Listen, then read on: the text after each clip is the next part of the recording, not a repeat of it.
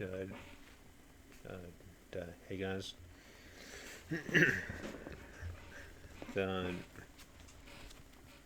the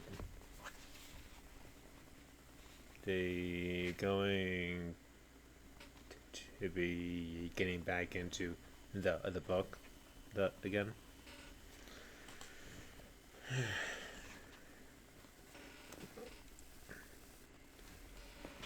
The, okay.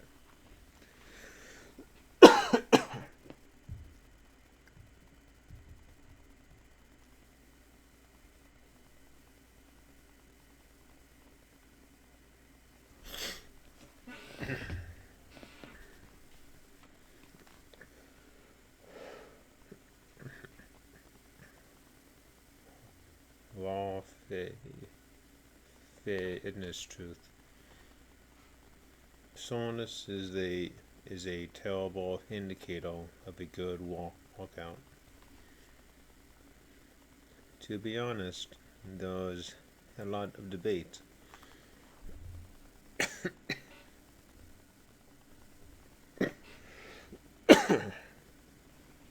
as to what exactly causes muscle soreness.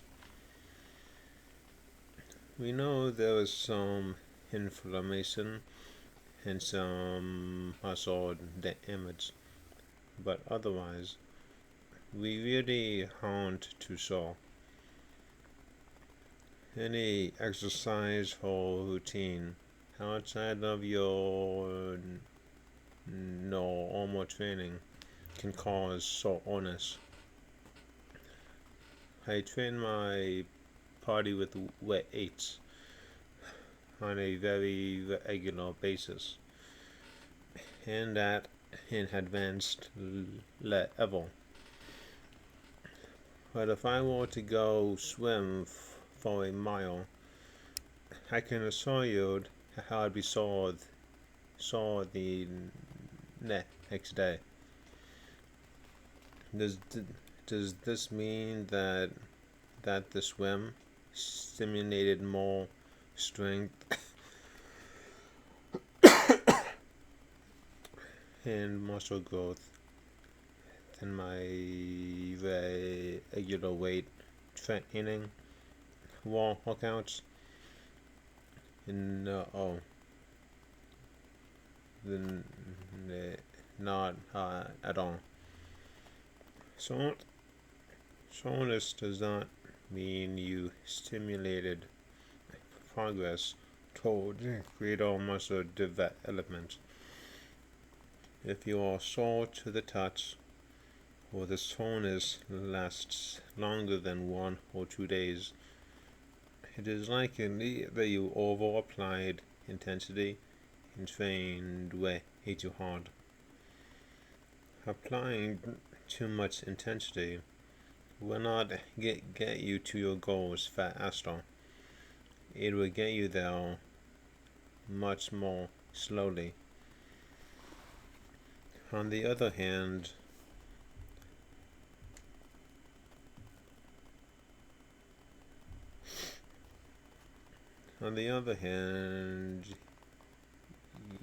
you might be a little sore after a workout.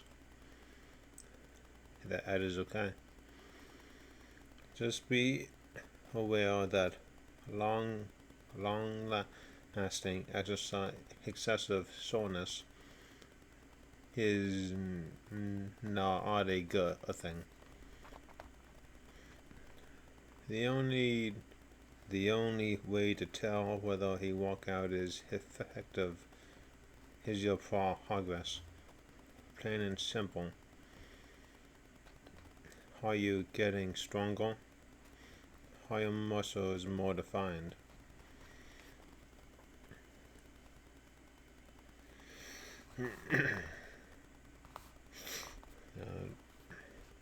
Do you have less body fat?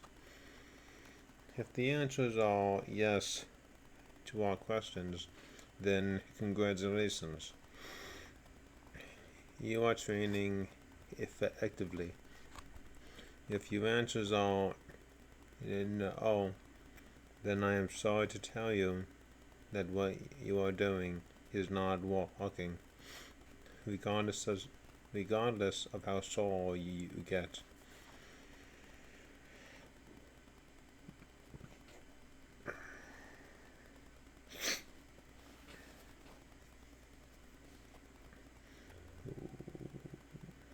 What should you do if you get sore after a workout? The answer: light movement. Above all, do not lie do not lie around and become sedentary, thinking you need to nurse your sore muscles, or else you will start to lose that muscle. You can resume your workouts, but train with less intensity.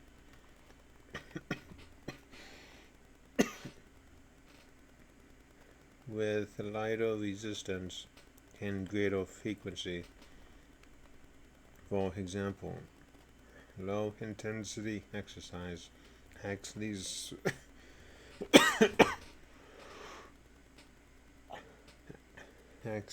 speeds up and facilitates recovery.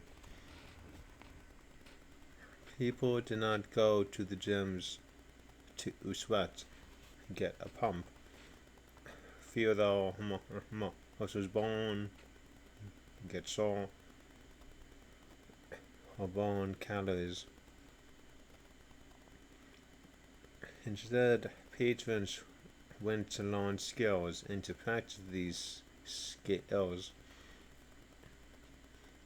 It was very similar to learning how to play a new sport.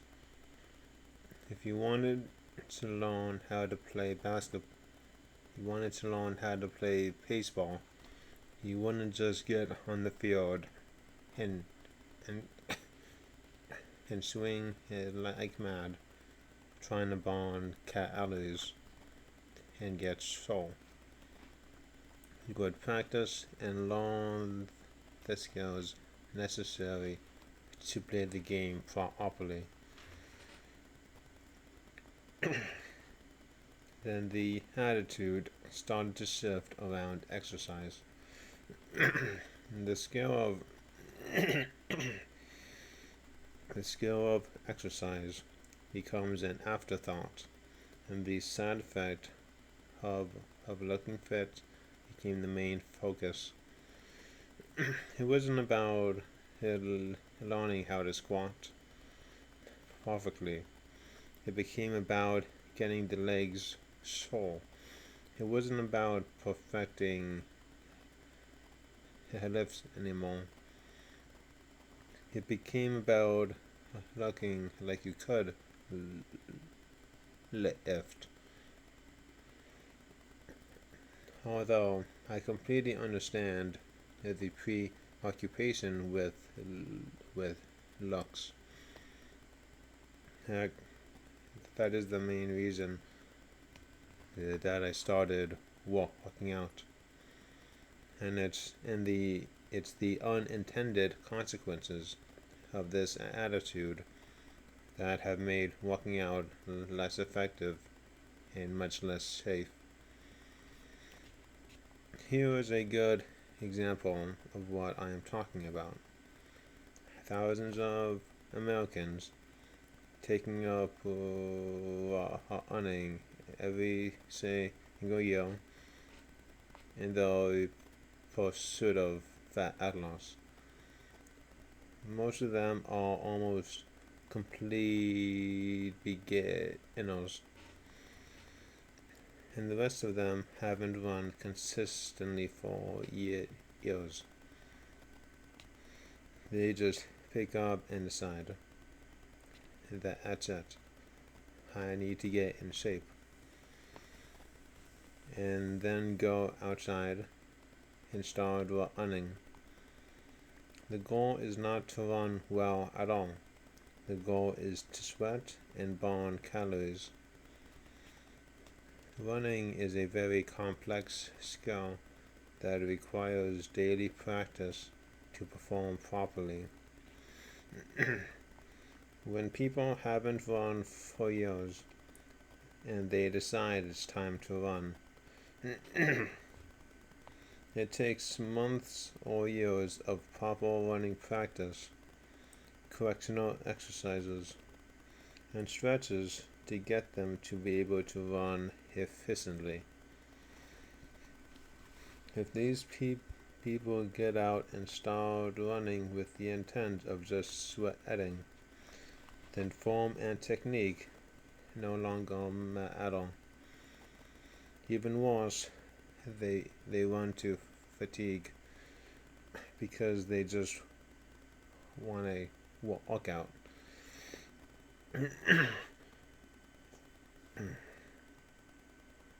when a body fatigues, form gets even worse.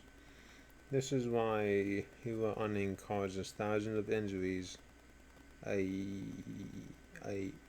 year. It's not because running is dangerous. We evolved to run.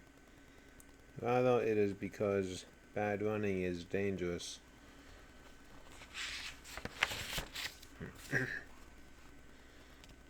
It would be much more effective for these people to practice running instead of running to work out. They would still burn calories,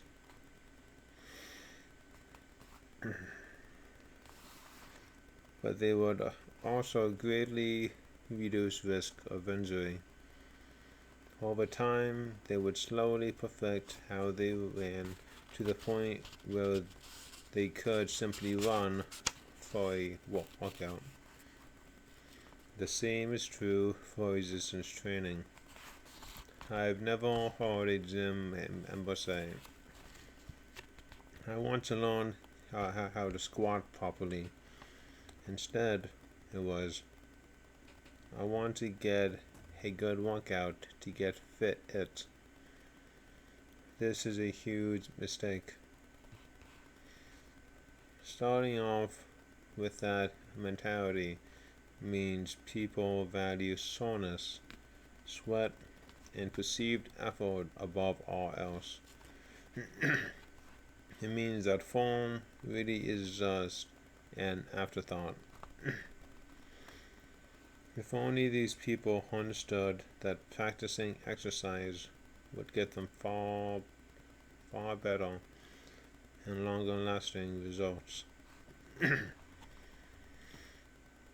And the next time you start your workout, especially if you're new to resistance training, start with a mentality to practice exercise. Look at heavy movement in your workout the same way athletes look at those sports. It's a skill. Practice and perfect the movements and go hard.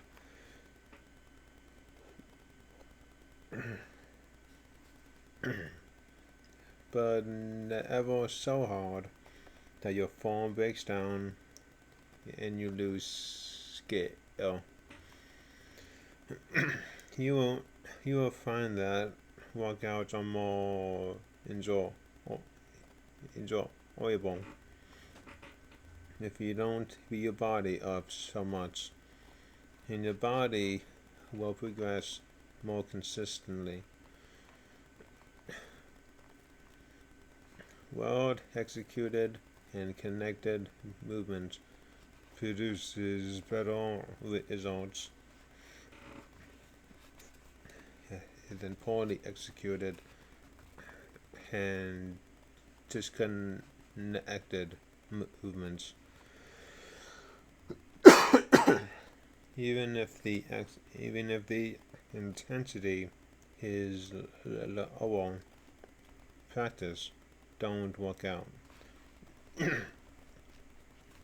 The best gym is a home gym. The resistance training workouts in this book are designed to be performed at home. Home gyms have some major advantages over commercial gyms. The biggest is convenience. Having to drive to a commercial gym, park, change in the locker room, and then drive home afterwards can add 15 minutes or more to your schedule. With a home gym, you just walk out. Zero travel time. If you have kids at home, you can just put them down for a nap or in a play pack and do your workout. One reason I love working out at home is that my children watch me, and this sets a good example. You can exercise with a partner, such as a spouse or your teenager. This gets everyone the into the act.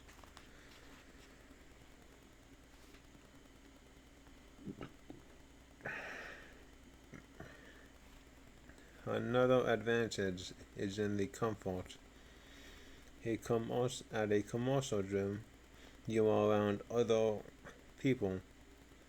This means you can't work out shirtless, barefoot, or in old horde-filled sweats.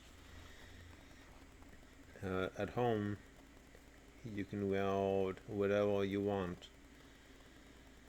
You don't have to feel self-conscious around people who are lifting the huge amount of weight to show off.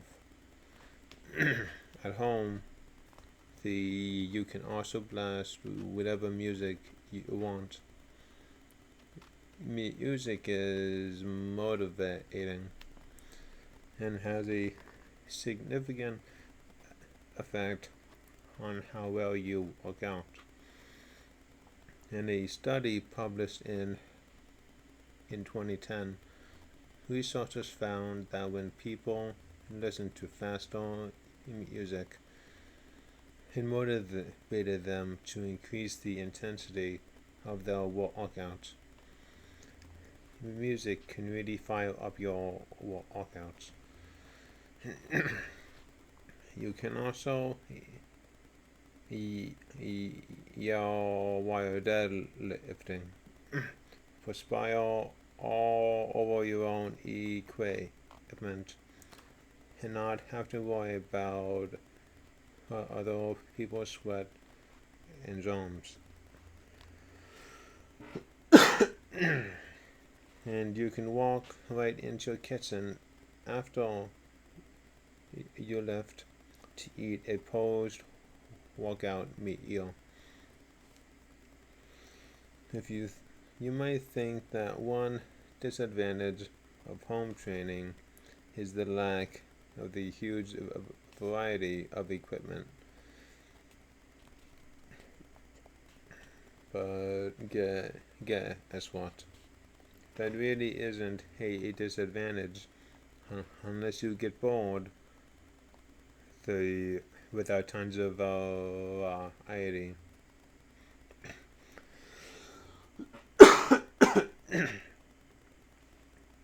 Not only is most of this fancy gym equipment unnecessary, but it also won't give you any better results than if you stuck with the most basic free weight equipment that is the barbells, or the dumbbells that are not attached to a machine. Why do gyms buy all that stuff? Because it doesn't look cool if the resistance training area consists of only barbells, dumbbells, fences, and squat racks. They will unsell as many memberships.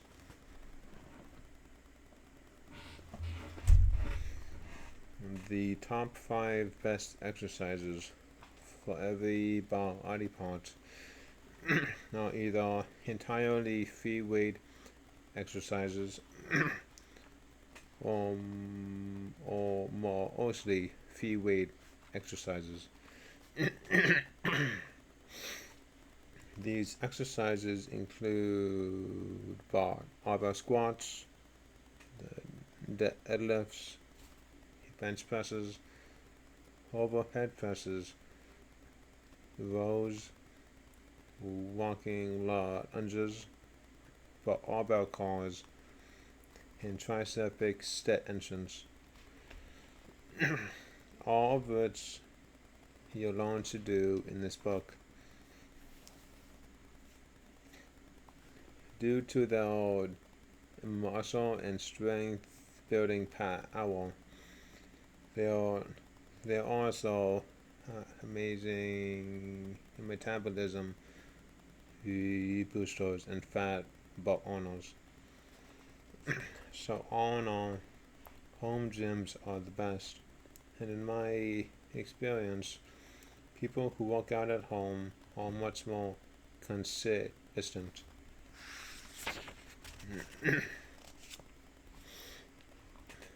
How to set up your home gym.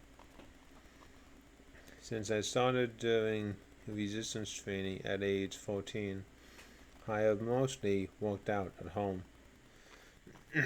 Despite managing gyms and training people, my dad bought a decent home gym setup back then. In our backyard, the under the patio cover, he set up a sturdy bench that adjusted to an incline, a barbell, 2 adjustable dumbbells, a core ball, and more than 300 pounds of Olympic free weights. It was a pretty cool setup at the time. I lifted weights entirely in that backyard with that equipment for a little over 2 years and made some amazing progress. When I owned my personal training studio, I had just a bit more than the original backyard iron set. Namely a 4 squat rack and some cables. I ultimately developed the best physique of my life using only that equipment. I still primarily use very basic equipment and do 80% of my workouts in my small garage. I have a gym membership, but I prefer to work out at home most of the time.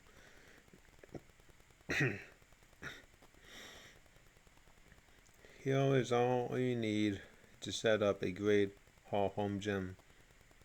Do the workouts in this book and be able to train your entire body effectively and at any level of training. barbells and the dumbbells for weights. A barbell is a steel ball measuring 4 to 6 feet in length. Some barbells have a fixed amount of weight on the sides. Other barbells allow you to add and subtract weight, aka plates, as you wish. Made of steel or heavy rubber. Dumbbells are smaller versions of barbells that can be used individually or in pairs. With one in each hand,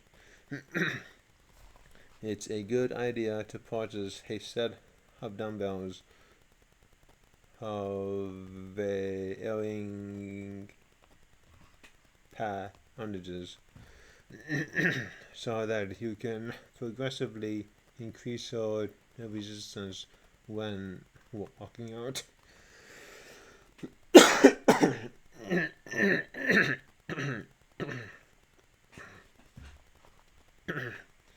Free weights allow your body to lift and move in natural ways, whereas machines dictate the way your body must move. Free weights thus provide a stability component that translates into better results. Plus, there are hundreds of exercises that you can do with free weights. In the real world, you're lifting things that are free, such as boxes or furniture. Using free weights strengthens your body for real life daily activity.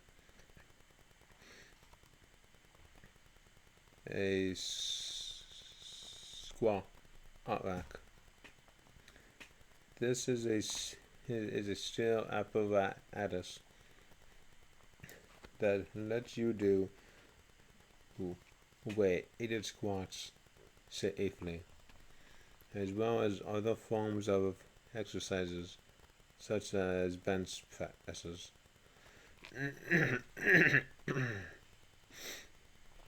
An adjustable bench. A bench provides a designated spot to use your weights or practice any different exercises. Make sure to get one that can transition from a flat position to an inclined position. Exercises performed on an incline or decline put different stresses on muscles for greater progress.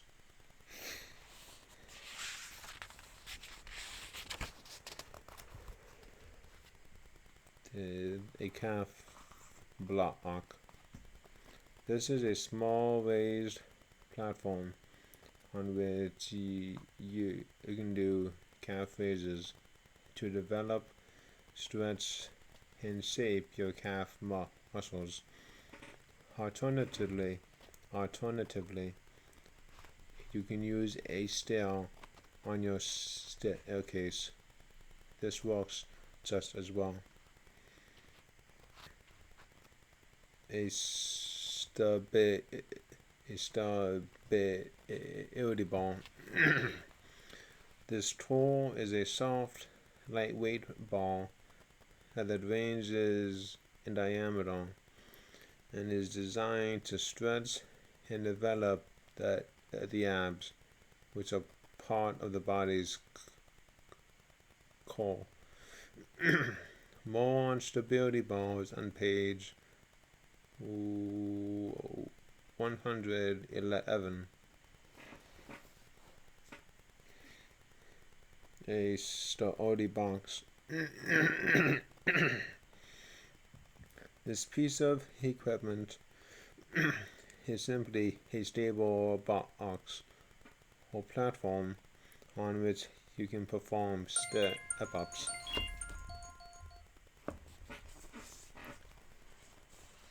But that's everything for today.